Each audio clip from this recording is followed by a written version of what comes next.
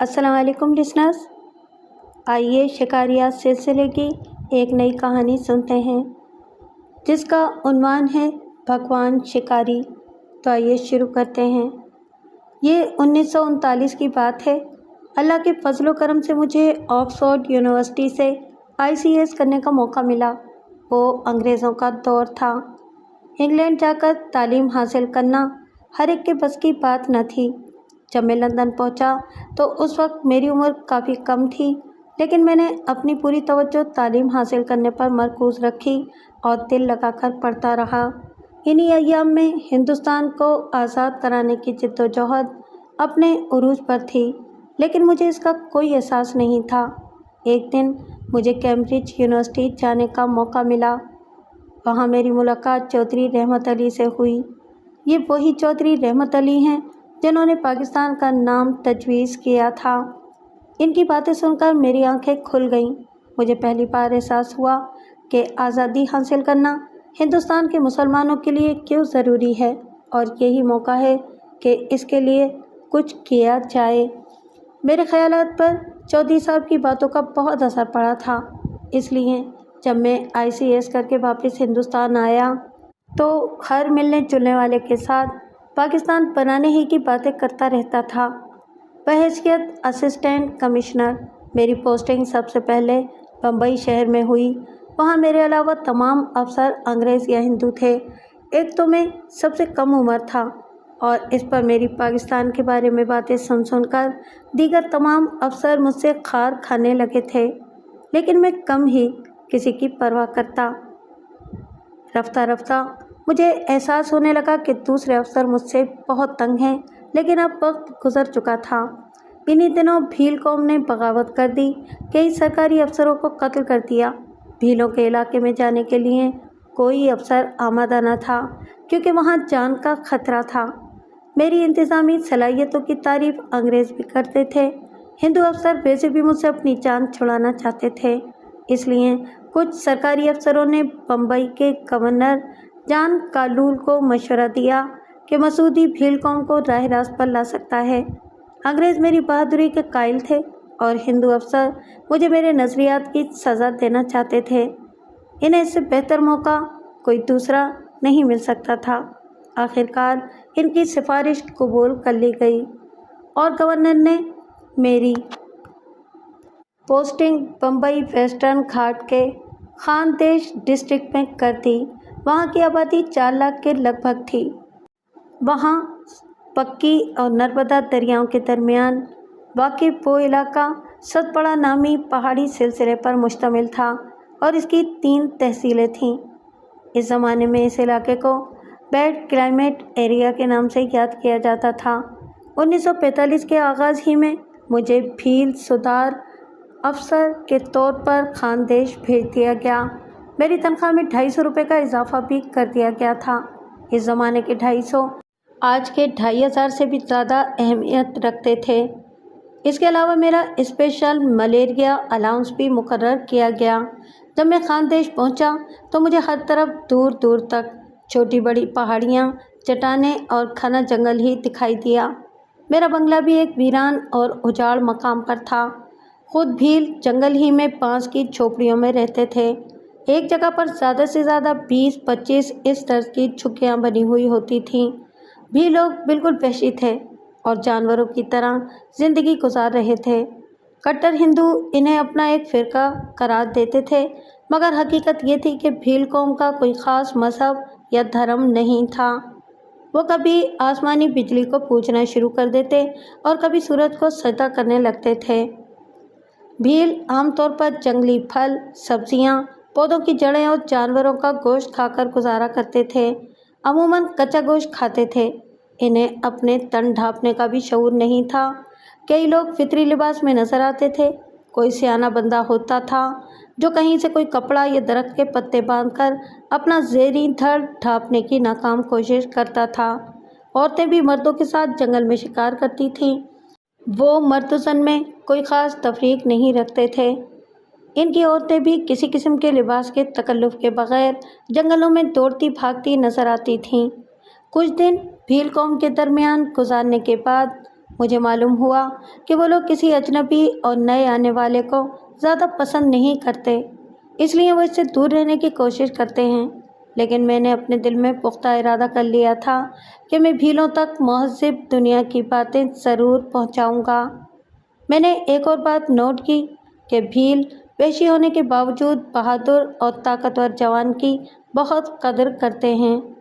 اس علاقے میں بے شمار جنگلی درندے موت کے فرشتے بن کر انسانوں پر حملہ کرتے رہتے تھے، اس لیے ان کی بہادری کا معیار بھی خونخوار جانوروں کے شکار کرنے پر منحصر تھا۔ شیر کی شکاری کو وہ اپنا سب سے بڑا محسن سمجھتے تھے۔ میں نے سوچا کہ میں صرف اسی طرح اس قوم میں گھل مل سکتا ہوں کہ جنگلی جانوروں کے ہاتھوں ہونے والے ان کے جانی نقصان کے خطرے کو کم کر دوں۔ اس خیال کے تحت میں نے اپنی زندگی میں پہلی بار جنگلی جانوروں کا شکار کرنا شروع کیا۔ بھیل پہلے تو دور دور سے مجھے درندوں پر گولیاں چلاتے ہوئے دیکھتے رہے، پھر رفتہ رفتہ کئی لوگ میرے ساتھ آ ملے اور میں نے انہیں بھی اپنی شکاری پارٹی میں شامل کر لیا۔ اس طرح میں انہیں اپنے قریب لانے میں کامیاب ہو گیا۔ میں نے سوچا کہ اگر میں نے شیر کا شکار کر لیا تو بھیل قوم کی نظر میں میری اہمیت مزید بڑھ جائے گی، اس طرح مجھے اپنے مقصد کے حصول میں آسانی پیدا ہو جائے گی۔ میں نے اس سلسلے میں اپنے کچھ شکاری دوستوں سے مشورہ کرنا شروع کر دیا۔ سب سے پہلے 375 ونچسٹر رائفل منگوائی گئی۔ جب دیگر تمام تیاریاں مکمل ہو گئیں تو اس کے بعد شکار کے طریقہ کار پر بحث شروع ہو گئی۔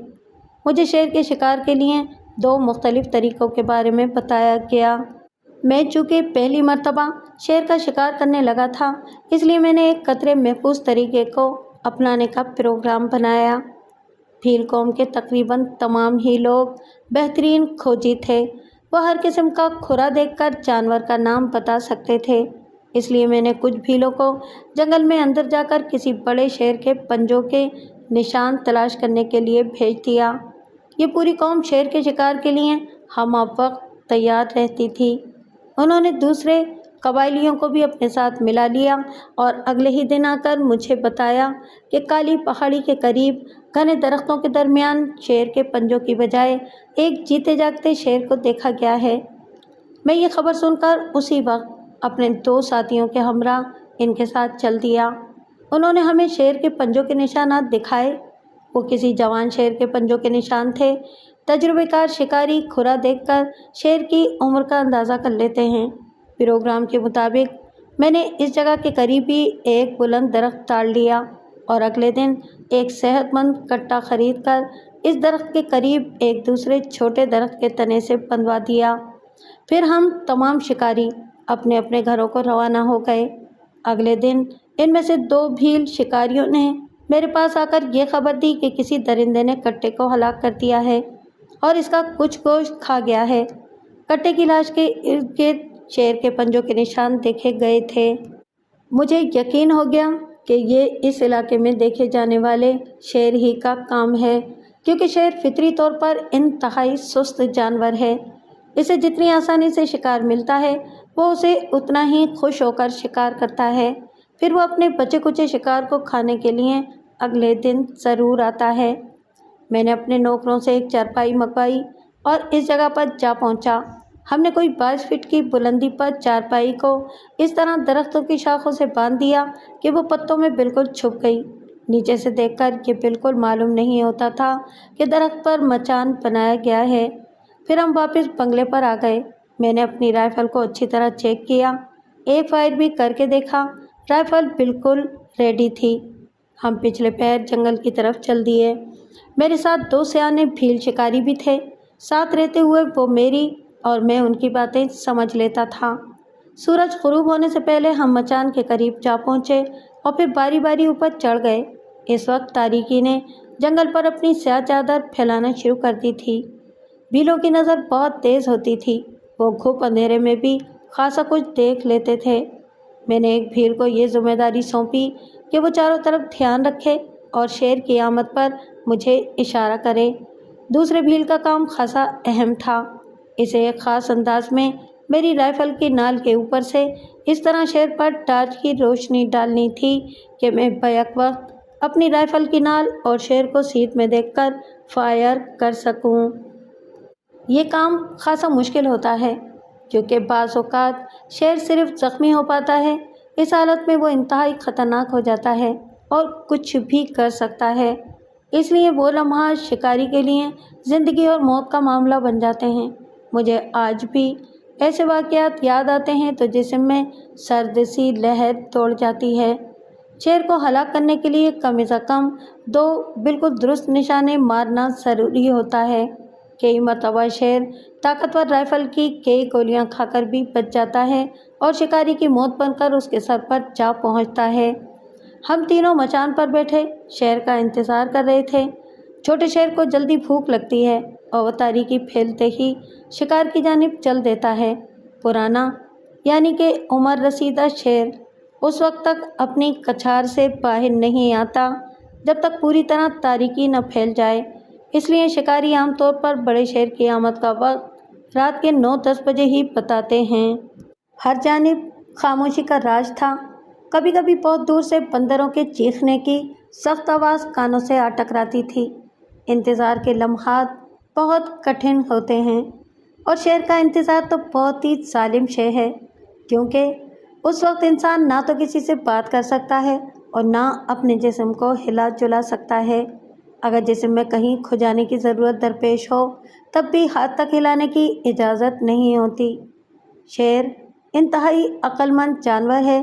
معمولی سے کھٹکے اور حرکت کو دیکھ لینا اس کی خاص صفت ہے۔ بعض اوقات وہ دور ہی سے انسان کی بو سونگھ کر واپس ہو جاتا ہے۔ ہم انتظار کر کر کے تھک گئے تھے۔ مچھروں نے بھی کاٹ کاٹ کر ہمارے منہ ہاتھ لال کر دیے تھے۔ وہاں ٹھیک طرح سے ٹانگیں سیدھی کرنے کی بھی جگہ نہیں تھی۔ کئی گھنٹے ایک جگہ اور ایک ہی پوزیشن میں بیٹھنے کی وجہ سے میری ٹانگیں سن ہو گئی تھیں۔ بیٹھے بیٹھے مجھے اونگ سی آ گئی۔ یکایک مجھے ایسا محسوس ہوا جیسے کسی نے مجھے خواب میں سخت ہاتھوں سے جھنجھوڑ دیا ہو۔ میں نے اپنی غنودہ آنکھوں کو پوری طرح کھول دیا۔ میرے قریب بیٹھا ہوا بھیل شکاری ہاتھ کے اشارے سے مجھے کچھ سمجھانے کی کوشش کرنے لگا۔ اس کا اشارہ کچھ دور موجود درختوں کی جانب تھا۔ اس کے جوش سے معلوم ہوتا تھا کہ اس نے کوئی خاص چیز دیکھ لی ہے۔ میں نے نظریں جما کر اس کی طرف دیکھا لیکن مجھے تاریکی میں ڈوبے ہوئے گھنے درخت اور جھاڑیوں کے علاوہ کچھ دکھائی نہ دیا۔ بھیلوں کو خدا نے ایک بہت بڑی نعمت یہ دی ہے کہ وہ گھپ اندھیرے میں بھی بلیوں کی طرح دیکھ سکتے ہیں، لیکن میرے جیسے شخص کے لیے ان گھنے جنگلوں میں جہاں دن کے وقت بھی رات جیسی تاریکی چھائی ہوئی ہوتی ہے، قریب موجود چیز کو دیکھنا بھی مشکل ہوتا تھا۔ جب میں بالکل ناکام ہو گیا تو بھیل کی طرف دیکھا۔ اس کی آنکھیں اس طرح حرکت کر رہی تھیں جیسے وہ کسی متحرک چیز کو اپنے قریب آتا ہوا دیکھ رہا ہو۔ اس نے بڑے عجیب طریقے سے اپنے منہ پر ایک ہاتھ رکھا اور دوسرے ہاتھ سے اس درخت کی طرف اشارہ کیا جس کے نیچے کٹے کی ادھری ہوئی لاش رکھی تھی۔ دوبارہ میں نے بڑے غور سے اس طرف دیکھا لیکن مجھے کچھ دکھائی نہ دیا۔ اچانک ہڈی ٹوٹنے کی سخت آواز تیر کی طرح میری سماعت سے ٹکرائی۔ میرے پورے وجود میں سرد سی لہر دوڑ گئی اور میں پوری طرح چوکس ہو کر بیٹھ گیا۔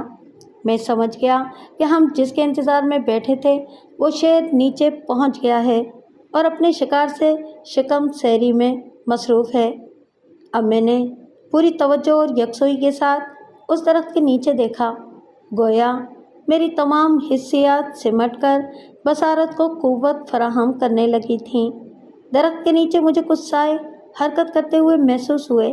شیر اس غیر محسوس انداز میں چلتا ہوا ہمارے بالکل قریب آ گیا تھا کہ پوری کوشش کے باوجود ہم اس کے قدموں کی آواز نہیں سن سکے تھے۔ میں نے بہت آہستگی سے اپنی رائفل اٹھائی جو مجھے اس وقت بہت سرد اور وزنی محسوس ہو رہی تھی۔ میں نے اس کی بیرل اندازاً شیر کی جانب سیدھی کی۔ اس کے ساتھ ہی میں نے ٹارچ والے بھیل کو ہلکا سا ہاتھ مارا جو گھپ اندھیرے میں شیر کو دیکھ کر مست ہو رہا تھا۔ اس نے اس طرح جھرجھری لی کہ میں بھی اسے محسوس کیے بغیر نہ رہ سکا۔ فوراً ہی اس نے خود کو سنبھال لیا اور ٹارچ والا ہاتھ شیر کی جانب دراز کر کے دوسرا ہاتھ میرے زانوں پر رکھ دیا۔ شیر کی شکاری اور ٹارچ کی روشنی ڈالنے کے لیے یہ سب سے مشکل اور فیصلہ کن مرحلہ ہوتا ہے۔ کیونکہ محض اندازے ہی سے ٹارچ والے کو رائفل کی نال کے اوپر سے اس طرح روشنی پھینکنی ہوتی ہے کہ شکاری کو شکار اور اپنی رائفل کی نال صاف دکھائی دے۔ شکاری کے لیے یہ بہت مشکل کھڑی ہوتی ہے کہ وہ چالاک درندے کو فرار ہونے یا حملہ کرنے سے پہلے اسے گولی سے اڑا دے۔ اس لیے ٹارچ بردار اور شکاری کو تجربے کار اور بہت زیادہ قوت ارادی کا مالک ہونا چاہیے۔ بھیل نے میری زانوں پر ہاتھ کا دباؤ بڑھایا۔ اس کا مطلب تھا کہ وہ ٹارچ روشن کرنے کے لیے بالکل تیار ہے۔ میں نے دھیرے سے سر ہلایا۔ یکدم جنگل کا وہ حصہ روشن ہو گیا۔ میں روشنی میں یہ دیکھ کر حیران رہ گیا کہ وہ کوئی شیر نہیں بلکہ ایک شیرنی تھی اور اس کے ساتھ 2 صحت مند بچے بھی تھے۔ اس منظر نے مجھے ایک لمحے کے لیے مبہوت کر دیا تھا۔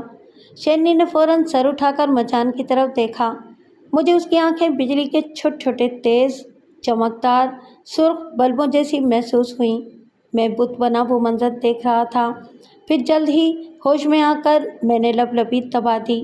فائر کے دھماکے کے ساتھ شیرنی کی زبردست دھاڑ سے جنگل ہل کر رہ گیا۔ ارد گرد کے درختوں سے بے شمار پنچھی ڈراؤنی آواز نکالتے ہوئے اپنے آشیانوں سے اڑے۔ میں نے فائر تو کر دیا تھا لیکن گولی شیرنی کو نہیں لگی تھی۔ ہم نے ہر طرف روشنی ڈال کر دیکھی لیکن کہیں کوئی چیز نظر نہ آئی۔ دور سے شیرنی کی گھرراہٹیں سنائی دے رہی تھیں جو ہم سے دور گھنے جنگل میں گم ہوتی جا رہی تھیں۔ میں شکار کرنے میں ناکام ہو گیا تھا۔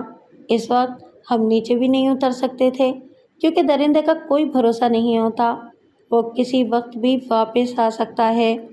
ہم رات بھر مچان پر بیٹھے مچھروں سے لڑتے رہے۔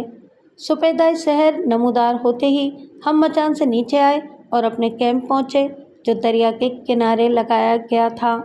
میں نے بعد میں چھوٹے بڑے کئی جانوروں کا شکار کیا لیکن شیر کو مارنا فی الحال میرے مقدر میں نہیں تھا۔ میرے دل میں شیر کا شکار کرنے کی خواہش دن بدن شدت اختیار کرتی جا رہی تھی۔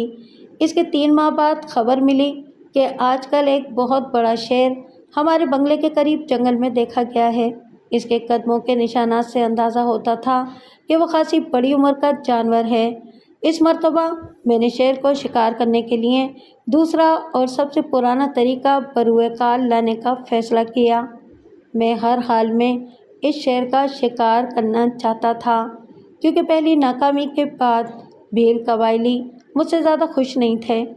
میں 100-150 بھیلوں کو کنستر اور ڈھول دے کر جنگل کے اس حصے میں پھیلا دیا جہاں آخری بار شیر کو دیکھا گیا تھا۔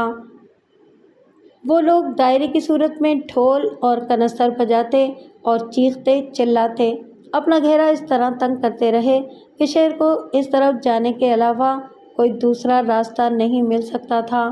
جہاں میں ایک درخت پر موجود رائفل تھامے اس کا انتظار کر رہا تھا۔ اس طریقے کو ہانکا کرانا کہتے ہیں۔ ہانکا عام طور پر صبح سویرے یا شام ڈھلنے سے پہلے کرایا جاتا ہے۔ ہانکا کرنے والوں کے لیے یہ بڑا خطرناک موقع ہوتا ہے کیونکہ وہ شیر کے آرام کرنے کا وقت ہوتا ہے۔ اگر معمولی سی بے احتیاطی کی جائے تو شیر غضبناک ہو کر ہانکا کرنے والوں کی موت کا سامان بن سکتا ہے۔ وہ شام کا ہانکا تھا۔ میں ایک مضبوط درخت پر چڑھ گیا۔ میرے ساتھ وہی دونوں بھیل بیٹھے تھے۔ تھوڑی ہی دیر کے بعد مجھے ڈگ ڈگ اور ہا ہو کی آوازیں سنائی دینا شروع ہو گئیں۔ شہر کا رخ شکاری کی جانب کرنے کے لیے راستے میں کئی بلند درختوں پر بھیل قبائلی بٹھائے گئے تھے۔ ان کے پاس پٹاخے تھے اور ان کا کام یہ تھا کہ اگر شیر کسی دوسری سمت میں نکلنے لگے تو وہ پٹاخے چلا کر اس کا رخ میری طرف موڑ دیں۔ انہیں اسنائپر کہا جاتا ہے۔ وہ لوگ رومال کے ذریعے اشارہ کر کے اگلے لوگوں یا شکاری کو آگاہ کرتے تھے کہ اب وہ شیر کس طرف سے آ رہا ہے۔ ان ایام میں جنگلوں میں سخت گرمی تھی۔ یہ بھیلوں کے لیے پہلا ہانکا تھا، اس لیے انہوں نے اس قدر زور سے ڈھول پیٹا اور اتنا شور مچایا کہ شیر گھبرا گیا۔ ہانکے کا یہ اصول ہے کہ ہلکی آوازیں نکالی جائیں اور ڈھول آہستہ آہستہ بجایا جائے۔ اس طرح درندہ جوش میں آئے بغیر اپنی کچھار سے نکل آتا ہے۔ لیکن یہاں تو سبھی ناتجربے کار تھے۔ قبائلیوں نے چیخ چیخ کر جنگل کو سر پر اٹھا لیا تھا۔ اچانک شیر کی زبردست دھاڑ سنائی دی۔ اس کے بعد مسلسل اس کی بھڑکیں سنائی دیتی رہیں۔ ایسا معلوم ہوتا تھا جیسے شیر لاؤڈ اسپیکر پر منہ رکھ کر ہمیں للکار رہا ہو۔ اس کی آوازیں بالکل قریب سے آ رہی تھیں، لیکن ہنوز وہ مجھے نظر نہیں آیا تھا۔ میرے سامنے والے اسٹاپر نے اچانک بڑے پرجوش انداز میں قریب ہی شیر کی موجودگی کا اشارہ کیا، اور اس بے وقوف نے زور سے ہنکارا بھی مارا۔ وہ بد نصیب بیٹھا بھی درخت کی انتہائی نچلی شاخ پر تھا۔ اس دوران میں میری نظر شیر پر پڑ چکی تھی۔ وہ گھنی جھاڑیوں میں سے نکل کر اچانک سامنے آ گیا تھا۔ وہ سخت گھبرایا ہوا تھا اور ادھر ادھر دیکھ کر گھبرا رہا تھا۔ وہ دل کی چال چلتا ہوا میری ہی طرف آ رہا تھا۔ میں پہلے ہی رائفل تھامے اس کا انتظار کر رہا تھا۔ میں نے اس کی طرف نال سیدھی کی اور نشانہ لے کر اسے مزید قریب آنے کا موقع دیا۔ اسی وقت بھیل اسٹاپر نے جوشیلی آواز نکالی تھی اور شیر نے یکدم اپنا رخ بدلا اور بڑی تیزی سے اس درخت کی جانب بڑھا جس پر وہ اسٹاپر بیٹھا تھا۔ شاید وہ شیر کو نظر آ گیا تھا، اس لیے اس نے زکن بھری اور اسٹاپر کے اوپر جا پڑا۔ یہ سب کچھ اس قدر اچانک اور تیزی سے ہوا کہ مجھے ٹرائگر دبانے کا موقع ہی نہ مل سکا۔ اگلے ہی لمحے شیر اسٹاپر کے ساتھ زمین پر آن گرا۔ بھیل کی دردناک چیخوں اور شیر کی غضبناک غرغراہٹوں سے جنگل کا وہ حصہ گونج اٹھا۔ ارد گرد کے اسٹاپرز نے پٹاخے چلائے۔ میں نے بھی 3-4 ہوائی فائر کیے، کیونکہ شیر کو سیدھی گولی مارنے سے قبائلی کی جان بھی خطرے میں پڑ سکتی تھی، جو اب بھی کم خطرے میں تو نہیں تھی۔ اچھی بات یہ ہوئی کہ گولیوں اور پٹاخوں کے دھماکے سن کر شیر نے قبائلی کو چھوڑ دیا اور ایک جانب چھلانگ مار کر جنگل میں غائب ہو گیا۔ بیچارہ اسٹاپر لہولہان حالت میں گھاس پر بے حس و حرکت پڑا تھا۔ تھوڑی دیر کے بعد تمام ہانکا کرنے والے بھیل آ کر وہاں جمع ہو گئے۔ وہ اپنے زخمی ساتھی کو دیکھ کر عجیب آوازیں نکال رہے تھے۔ شیر کے ہاتھوں زخمی ہونا ان وحشی قبائلیوں کے لیے بہت بڑی بدشگونی تھی۔ ہر جانب خوف و ہراس پھیل گیا تھا۔ میں نے زخمی کو اٹھوا کر اس علاقے کی اکلوتی ڈسپینسری میں پہنچایا۔ وہاں کئی دنوں تک اس کا علاج ہوتا رہا، پھر کہیں وہ چلنے پھرنے کے قابل ہوا۔ میں اس مرتبہ بھی شکار میں بری طرح ناکام ہوا تھا۔ سب سے بڑا ظلم یہ ہوا کہ ایک قبائلی شیر سے اپنا جسم مجروح کرا بیٹھا تھا۔ پوری بھیل قوم پر اس کا بہت برا اثر پڑا۔ شکار کی ایک ایک بات بہت تیزی سے قبائلیوں میں پھیل جاتی تھی۔ ہر طرف میری ناکامی کے چرچے ہونے لگے۔ اندر ہی اندر بہت سے بھیل میرے خلاف ہو گئے تھے۔ روز مجھے نئی افواہیں سنائی جاتی، لیکن اب بھی میں نے ہمت نہیں ہاری تھی۔ جب حالات کچھ بہتر ہوئے تو میں نے تیسری بار شکار کا منصوبہ بنایا۔ ان دنوں میں سخت گرمی اور کڑاکے کی دھوپ سے جنگل کی گھاس پودے سوکھ چکے تھے۔ ہر طرف ویرانی تھی۔ اب وہ گھنا جنگل کافی چھدرا چھدرا سا دکھائی دینے لگا تھا، اس لیے جنگل میں دور تک کا نظارہ کیا جا سکتا تھا۔ اس مرتبہ میں نے صبح کے ہانکے کا بندوبست کیا، ساتھ ہی میں نے تمام ہانکا کرنے والوں کو اچھی طرح ٹریننگ دی۔ اسٹاپرز کو مضبوط درختوں اور مناسب بلندیوں پر بٹھانے کے لیے میں نے خود جنگل میں گھوم پھر کر ایک ایک درخت کا انتخاب کیا۔ جب میرے حساب سے ہر چیز فٹ ہو گئی تو میں نے سب کو اچھی طرح سمجھا کر انہیں اپنے اپنے ٹھکانے پر کھڑا کیا اور خود بھی ایک بلند درخت پر پوزیشن لے کر بیٹھ گیا۔ میرے سامنے کا جنگل جھاڑیوں اور جھنڈوں سے کافی صاف تھا اور درخت بھی کم تھے، اس لیے میں بہت دور تک دیکھ سکتا تھا۔ میں دل ہی دل میں دعا مانگتا رہا کہ اے میرے پروردگار، اس مرتبہ میری عزت رکھنا، اتنی محنت کا کچھ تو صلہ ملنا چاہیے۔ ہانکا کرنے والوں کے ڈھول اور کنستر بجانے کی دھیمی دھیمی آوازیں سنائی دینے لگیں، جو وقت گزرنے کے ساتھ ساتھ بڑھتی جا رہی تھیں۔ اس کے ساتھ ہی میرے جسم میں لہو کی گردش تیز ہو گئی۔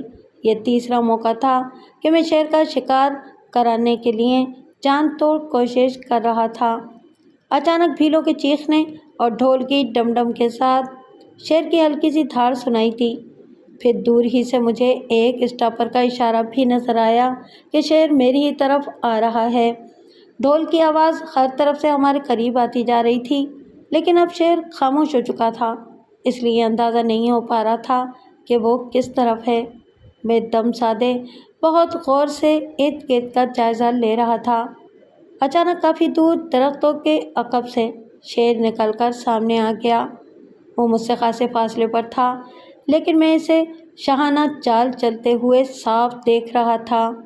جب شیر قریب آ گیا تو میں نے دیکھا کہ وہ انتہائی خوبصورت اور صحت مند جانور ہے۔ صبح کی دھوپ میں اس کی سنہری جلد پر بنی کالی دھاریاں چمک رہی تھیں۔ جانور جس قدر صحت مند اور مضبوط ہوتا ہے، اتنا ہی چوکنا، خبردار اور خونخوار ہوتا ہے۔ وہ شیر چاروں طرف دیکھتا ہوا مطمئن انداز میں چلتا آ رہا تھا۔ میں نے اپنی رائفل اس کی جانب سیدھی کی اور انتظار کرنے لگا کہ وہ کم از کم 75 گز میرے قریب آ جائے۔ اس وقت مجھے نہ جانے کیا ہو گیا تھا کہ شیر مطلوبہ رینج میں آ گیا، لیکن اس کے باوجود میں نے گولی نہیں چلائی۔ میں گویا اس جنگل کے بادشاہ کے سامنے مبہوت سا ہو گیا تھا۔ میں نے اپنی پوری زندگی میں ایک جنگلی شیر کو اس قدر قریب آزاد حالت میں نہیں دیکھا تھا۔ وہ مجھ سے 50 گز کے فاصلے پر پہنچ چکا تھا اور ایک دم رک گیا۔ شاید اسے اپنے قریب میری موجودگی کا شبہ ہو گیا تھا۔ یکایک اس کا جسم تن گیا۔ وہ نیم فاں جبڑے سے بھبکیاں نکالتا ہوا ادھر ادھر دیکھنے لگا اور پھر سامنے ہی موجود درخت پر اس نے مجھے دیکھ لیا۔ ہماری آنکھیں چار ہوئیں۔ مجھے اس کی آنکھوں میں حیرت اور غصے کے جذبے ابلتے ہوئے محسوس ہوئے۔ میں ایک لمحے کے لیے اپنی جگہ برف کی طرح جم گیا۔ مجھے ایسا محسوس ہوا جیسے موت میرے سامنے کھڑی ہے۔ اس کی آنکھوں کی چمک میرے وجود میں پھریریاں سی دوڑا گئی۔ میری رائفل کی بیرل بدستور اس کی طرف تھی۔ میری نگاہ اس پر گڑی ہوئی تھی۔ میری انگلی ٹریگر پر بھی تھی، لیکن اب تک میں نے اسے جنبش نہیں دی تھی۔ اچانک میرے جسم میں ایک گرم سی لہر دوڑ گئی اور میں نے فوراً ٹریگر پر رکھی انگلی پر دباؤ بڑھا دیا۔ فائر کا زبردست دھماکہ ہوا اور اس کے ساتھ ہی شیر کی دھاڑ سنائی دی۔ تھوڑی دیر کے لیے میں اپنے حواس میں نہ رہا۔ اچانک بھیلوں کے شور نے گویا مجھے جھنجھوڑ کر رکھ دیا۔ کوٹھے گیلا، واحد! کہاں گیا شیر؟ میں نے ہڑبڑا کر نیچے دیکھا اور حیران دیکھ گیا۔ نیچے کہیں بھی شیر کا وجود نہیں تھا، نہ ہی کسی نے اسے وہاں سے بھاگتے ہوئے دیکھا تھا۔ کسی میں اتنی ہمت بھی نہیں تھی کہ درخت سے اتر کر شیر کو تلاش کرے، کیونکہ زخمی درندے کے قریب جانا موت کے منہ میں جانے کے مترادف ہے۔ اچانک ایک بھیل نے ایک طرف اشارہ کرتے ہوئے اپنی زبان میں کہا، ادھر گھاس ہل رہی ہے۔ اس کے ساتھ ہی تمام بھیلوں کے شور سے جنگل گونج اٹھا۔ واہی گویلا! شیر مر گیا!